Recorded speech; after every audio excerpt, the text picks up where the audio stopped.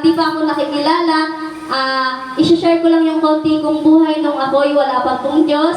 Ako po ay dating makasalanan. Ayun. Ako po ay dating mabisyo. Ayun. Si Noyming mapalamura. Yan. Mahilig mag-PI. Basta po, ako po ay talagang makasanlibutan po. Alam naman po natin nung tayo ay walang Diyos, alam naman po natin ang buhay makasanlibutan.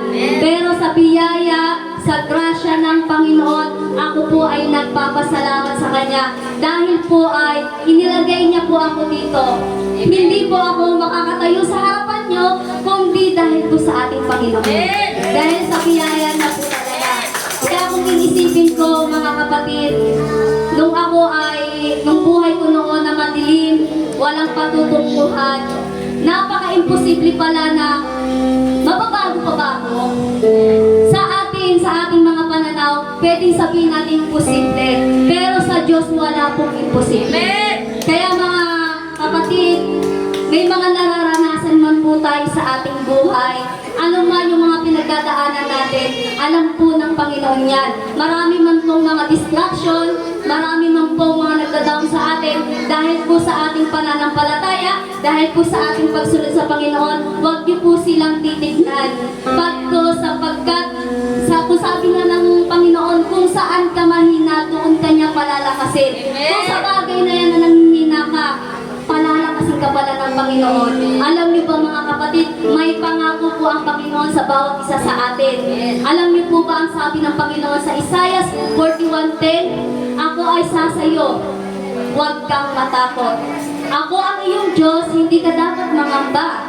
Palalakasin kita at tutulungan, iingatan at ililigtas. Ganun po ang Diyos mangako sa atin. Kaya bakit tayo matatakot sa pagsunod sa ating Panginoon? Kung gayon naman pala, nakasama natin ang Panginoon sa paglilingkod. Amen po. Inilagay po tayo ng Panginoon sa ibabaw ng mundo ito. Hindi po para sayangin ang buhay natin kung saan-saan lamang mga kapatid. Hindi tayo inilagay ng Diyos para lang ubusin yung oras para sa mga bagay na walang matuturan, walang kabuluhan. Inilagay ka ng Panginoon dito sa mundong to dahil may misyon ka na dapat gampanan. May kanya-kanya tayong misyon. Ang Diyos ang nakakaalam yan. Kung bukas ang puso mo, kapatid, buksan mo para malaman niyo po ang kalooban ng Panginoon sa buhay natin. Totoo po na tayo ay strangers lamang dito sa lupa, sa mundong ito. Hindi po talaga tayo taga rito. Tagalangit po tayo. At ang nais ng Diyos, makasama niya tayong lahat dahil tayo ay nilalang niya, amen? Nilalang niya po tayo. Ayaw ng Diyos na may maiiwan sa pagdating niya. Gusto ng Diyos lahat ng kanyang nilikha ng mga tao ay makakasama niya sa kaharian. Kaya mga kapatid, encourage ko lang, huwag kang matakot na sumunod sa Panginoon. Kung may mga bagay ka na bibitawan, huwag kang matakot dahil may kapalit lahat yan pag sumunod ka sa Panginoon. True ang pagsunod sa Panginoon. Buong puso't katapatan. Dahil kung susundin mo ang Panginoon, may mga pangako siyang ibinibigay sa atin. Alam niyo ba na may misyon, ang Great Commission ng bawat isa sa atin, ipinapahayag ng Panginoon yan sa Mateo 28:19. Makibukas po tayo sa Mateo 28:19. Anong sabi ng Panginoon sa atin? Sabi ng Panginoon sa atin, kaya tumayo kayo, gawin ninyong alagad ko ang mga tao sa lahat ng bansa. Bautismuhan ninyo sila sa pangalan ng Ama at Anak at ang Espiritu Santo. Turuan ninyo silang sumunod sa lahat ng inuutos ko sa inyo. Tandaan ninyo, ako yung lagi ninyong kasama hanggang sa katapusan ng panahon. Napakasarap ng pangako ng Panginoon. Na kapag pala tayo ay nag-mission sa lupa na to, na kapag pala tayo ay nag-share ng gospel ni Lord, hindi pala niya tayo pababayaan. Dahil kasama natin si Lord. Ano pang laban na kaaway sa atin kung ang Diyos ang kasangga natin? Amen po. Magpakatatag po tayo sa ating pananampalataya. Alam ko maraming pagsubok. Hindi tayo exempted lahat mga Christian o sino man. Lahat tayo ay kailangan sumunod sa Diyos. Amen. Amen po. Amen. Kaya nga sabi, may sinasabi rin ang Panginoon sa atin. Sinasabi din po niya sa Mateo 24:13.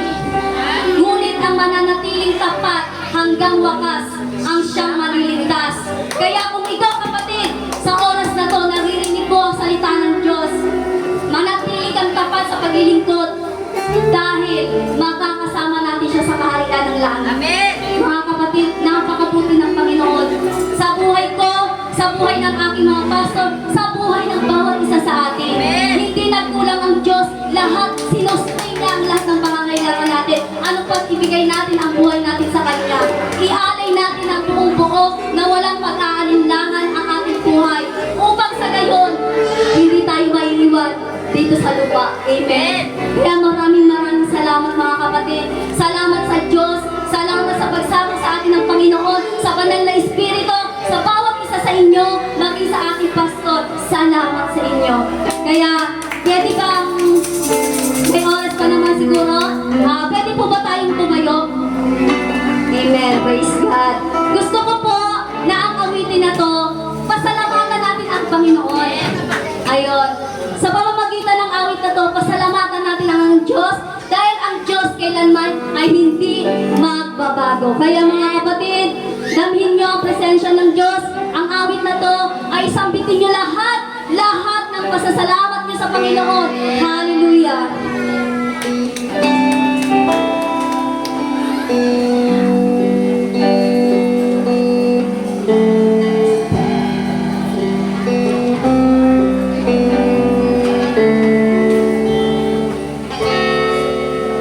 Mahal kita,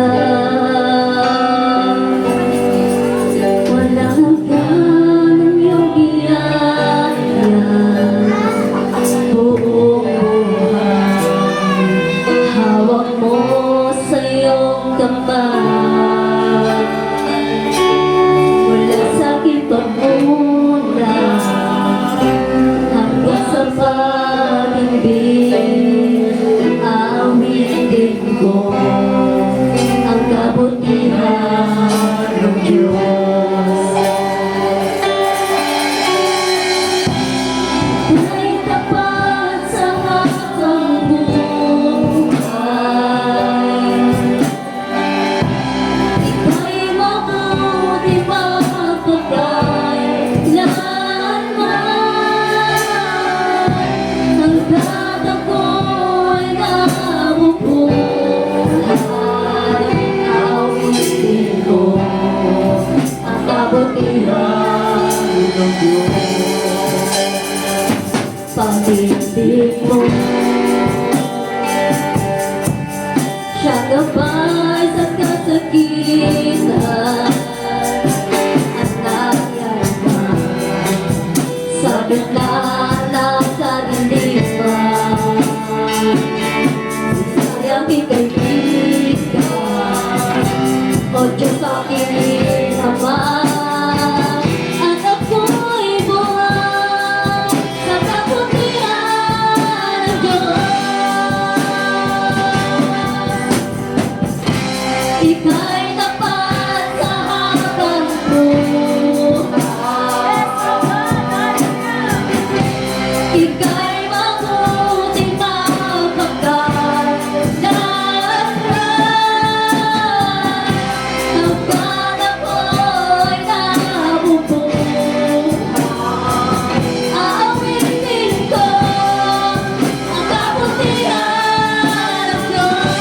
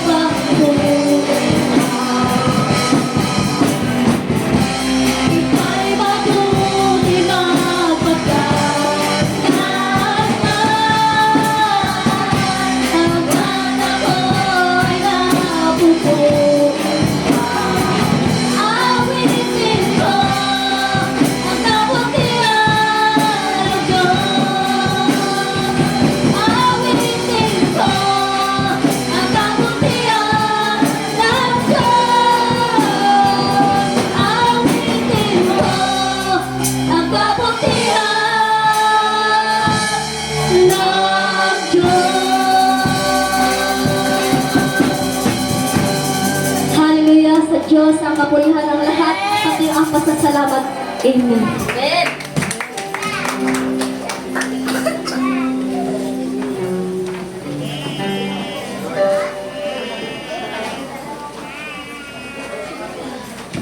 Ayan, purihin ng Panginoon. Purihin ng Panginoon sa buhay ni Sir Noy. Amen. Dalawa yung multitasking MC natin, drummer pa, MC pa. Grabe. Hindi, purihin ng Panginoon. Kaya pa! Amen, kaya pa ba? Amen. Amen, kaya pa. Kasi kaya ko pa eh. Amen. Kaya ko pa. Ayan, purihin ng Panginoon at natawa na po tayo.